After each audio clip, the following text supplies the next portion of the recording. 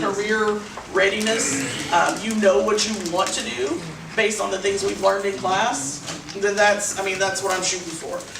Community involvement, I think our kids are becoming much more involved. And I think this, having these PLCs, it helps us know, like, we talk amongst each other and say, okay, well, did you know this was going on? Did you know this was going on? Have your kids, Denise and I were talking about our kids that went to the competition that they did, the AdCap competition back in the fall. We were just talking about them just a few minutes ago. And those kids seem to still be very involved in things. Okay, go ahead. Can I just say one thing in regards to that?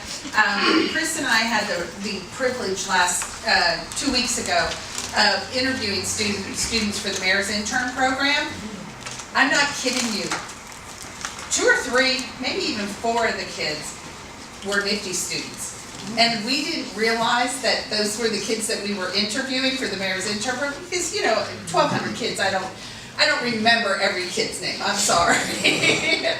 But I knew they interviewed not only amazingly well with us, but really well with other people that they were interviewing for. Yeah. So I can tell you without a doubt that our kids are definitely eons above some of the others. Yeah, and to piggyback on that experience that day, not only were the students, prepared and great in interviews, but when you look at their resumes, when you saw their resumes, the things that some of these students are doing, the one thing that they all had in common, not just that they were a Nifty student, but that they were Nifty competitors. Mm-hmm. So it's these competitors that we take. So hopefully this year, by branching out and including the sales pitch competition, the more touch points, like you were saying, that we can get these students, the higher the results are of them, becoming involved in the community.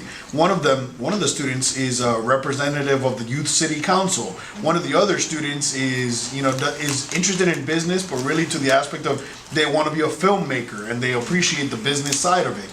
And a couple of the other students, again, Youth City Councils and so many other organizations and volunteering opportunities that I can't help but to think, wow, they had these experiences, most of them as middle school students, because now they were at juniors. So that is one thing that I will say as well. I'm very proud that we have such an active middle school presence here in Nifty, North Texas, because it's amazing. The earlier on you get to them, the more you get to them, the more you expose them. Clearly, the results are there with these students, at least that compete. So I'm looking forward to seeing your competitors this year, 2 per teacher, and maybe some sales pitch ones. Sorry about that. And on that, no, that's fine. And on that, I know that some of my kids as being 8th graders, some of them I've had for 2 years now because they were in the startup tech program as 7th graders. But as I watched them apply for their magnet programs this year, and I watched them apply for their early colleges and what they chose, a lot of it I could tie back, whether directly or indirectly, as something they learned in my class. I've got several that are going to go, that applied to go to P-Tech, so they know that they want to be an entrepreneur. They know that that's the path they want to study.